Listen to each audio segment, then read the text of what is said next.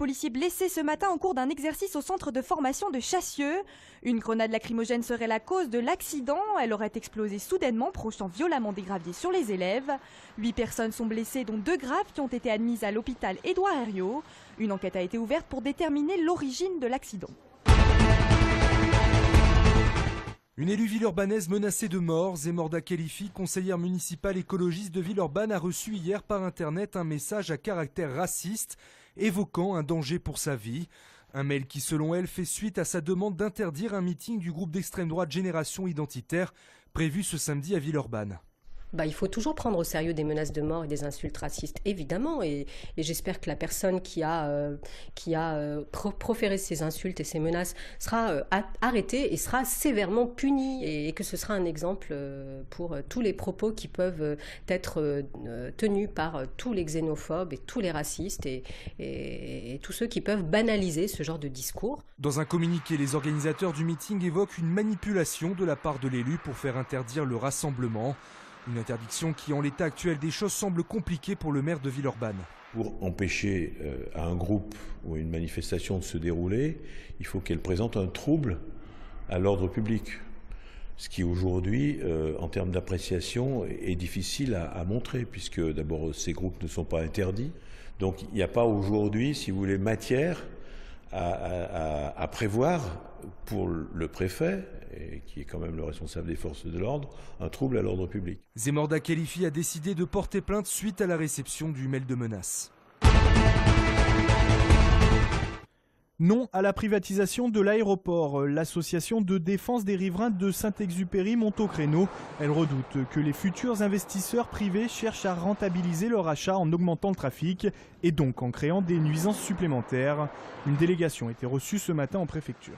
Nos inquiétudes, parce que nous entendons parler de privatisation depuis de nombreux mois maintenant. Et ce qui nous inquiète beaucoup, c'est que jamais on ne parle des riverains. On parle d'aspects économiques, on parle de tous les aspects. Les grands élus demandent des nouveaux droits de trafic, tout ça, mais les riverains sont vraiment ignorés dans cette circonstance. Contacter la direction de l'aéroport n'a pas souhaité répondre sur ce sujet. La possible privatisation de Saint-Exupéry, prévue dans le cadre de la loi Macron, pourrait rapporter plusieurs centaines de millions d'euros à l'État. Alors non, je n'utilise pas du tout de cabine téléphonique. La dernière fois, c'était il y a 10-15 ans, avant l'arrivée du téléphone portable. Je vois pas qui peut les utiliser encore aujourd'hui. Non, je vois pas.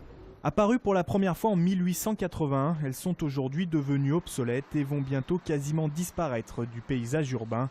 Les nostalgiques de la cabine téléphonique vont devoir se faire une raison. S'il en existe encore 75 à Lyon, à la fin de l'année, il n'en restera que 18. Le trafic a énormément diminué. Par rapport à l'an 2000, on doit être à 5% du trafic de l'an 2000. Donc comme les gens s'en servent pas puisqu'ils ont des mobiles, eh bien on les démonte petit à petit. Étonnamment, la généralisation du téléphone portable n'est pas la seule raison qui explique la mort de ces cabines.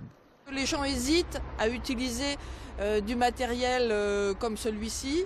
Il faut bien l'entretenir et le nettoyer, mais l'idée que d'autres ont mis les mains dessus, que d'autres ont approché leur bouche du haut-parleur, c'est pas plaisant. Depuis l'an passé, Orange n'a plus l'obligation de conserver des cabines téléphoniques en France.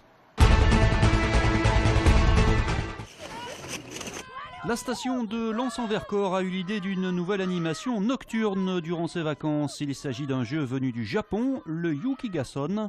2 équipes de 7 joueurs s'affrontent avec chacune 90 boules de neige.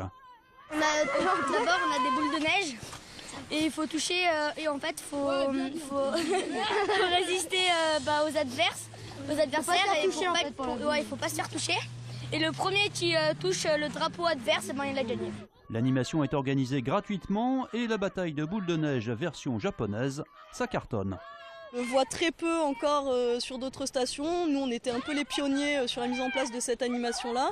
Et on voit de plus en plus de gens qui s'y intéressent. D'ailleurs, on peut voir sur Internet des vidéos sur Yukigason. Donc ça prend un peu d'ampleur et on a du monde du coup sur les nocturnes. On a plusieurs équipes qui viennent s'affronter tous les mardis soirs. Donc on a du monde.